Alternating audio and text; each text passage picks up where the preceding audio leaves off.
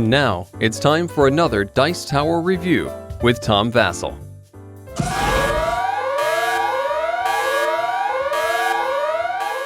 Hey folks, I'm Tom Vasel, and this is a different type of video where I'm going to be taking a look at Exit the Game, the Secret Lab, and just kind of discussing it. Think of it as I'm a friend, and we're taking a look at this when it's over and just talking about it.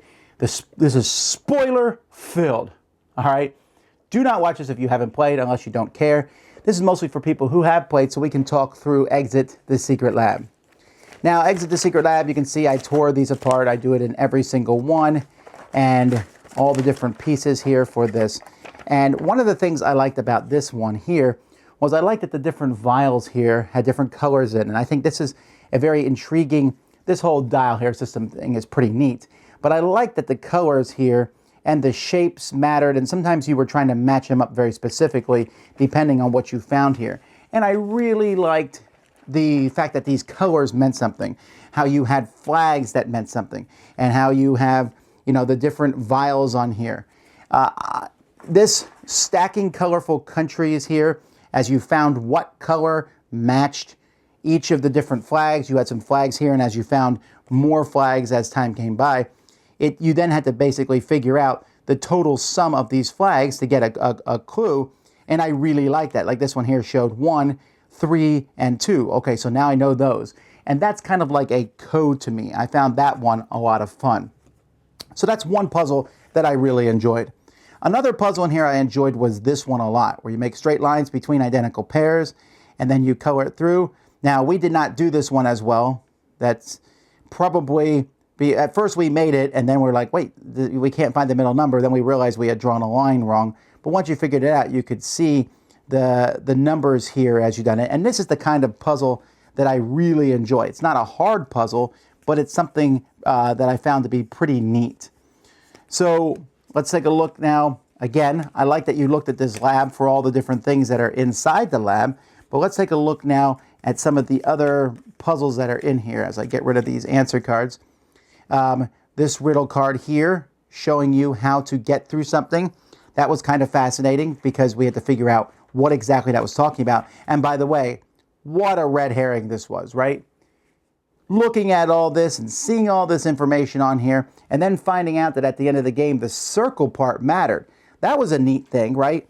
It was neat to see how that circle worked, but for the whole game, I was constantly looking at this and trying to figure out what exactly went on there. I was trying to figure out, you know, did this mean something for other stuff? And so I thought that was pretty neat. Taking a look at some other puzzles, I already mentioned this one here, finding the path. The point of view thing, I always find these kind of easy, the point of view. I mean, it's actually pretty neat on how it is. Hard to find it. But if you look at it from the right thing, you can see that that third number is 4 on there. I like that. This one was pretty easy. You flipped it upside down. This was the hardest one. This was not an extremely difficult puzzle to figure out. Then we have the finding the order of them on the shelf, 1 through 9. That was pretty simple. And I liked how later on they changed as you found another clue and they moved around.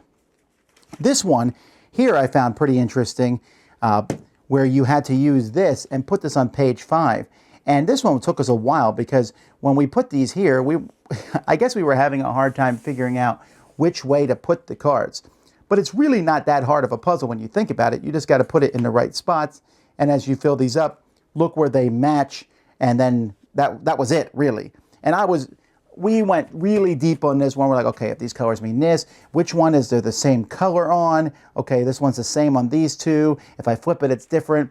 And we really put almost too much effort into that one. Then this one here, where we had this air here, and you basically had to, what was page 4, 6, and 7.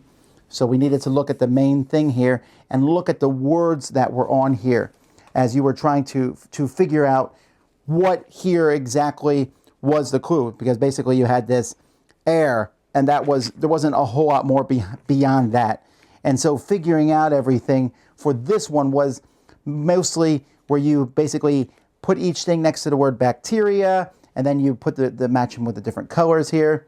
And by the way, I do like the fact that the O card was easy to find because they're not always easy to find in this game.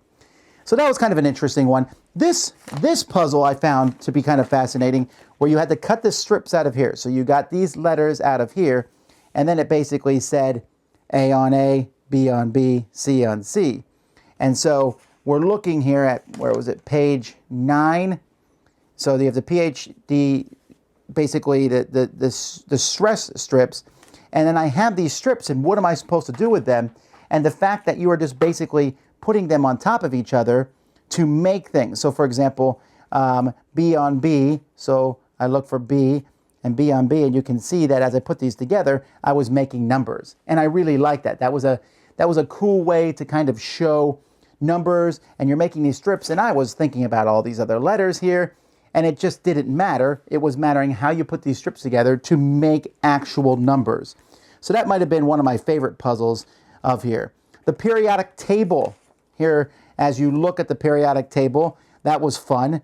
And then, for the sake of order, Lichen can be lucky. Now, they made this one a little easier. I think this might have been a lot harder of a puzzle had they not capitalized the letters, and it would have been harder to find them in here. But as it is, you just looked for these, and then you found the code by matching up here and getting numbers. And that was tough, but it was easier because they capitalized these letters. The next one was a little bit more difficult, where you had these cards here, and I spent the longest time on this one trying to figure out what was going on, when it was really quite simple, as you're just basically crossing off different numbers on each one, and what are you left with? And that's it. And we spent so much time, I think, trying to figure out which one was where, but the solution, basically, if you just cross them off each card, you have the numbers. So that was pretty simple. Maybe one of the harder clues was this one here, where you have to go to page 8 in the book. So here's page 9. Let's find page 8 real quick. Page 8 here. And you have to get the word universal. First, you have to find units, silver, and salt by the clues there. And I don't know, in retrospect, this is one of those puzzles that looks really simple, but at the same time, maybe it was more tough for us. I don't know. And then you found the 3 here, and then you had to do something with those. Overall, there was the least surprises in this one here. Like some of the other ones have like really cool surprises I found. But I did like having not numbers here, but having actual different vials, and different things meant things at each time, having colors sometimes and shapes. I like that you cut things up and put them together and make numbers. That was my favorite thing. And that circle puzzle was just kind of really fascinating to me, how basically at the end you put this here and you were using that compass thing and drawing a circle on paper like you did in school, and where it landed mattered. And I found that to be kind of a fascinating end. This is, I think, easily the easiest of the 3 exit games so far, but it was very enjoyable, and it did work really well in a group. And that's my spoiler thoughts on Exit the Secret Lab.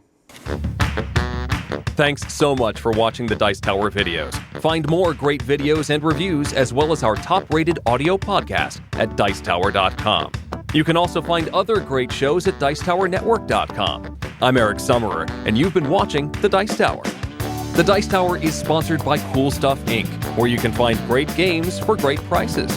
Cool stuff in stock. Check them out at CoolStuffInc.com.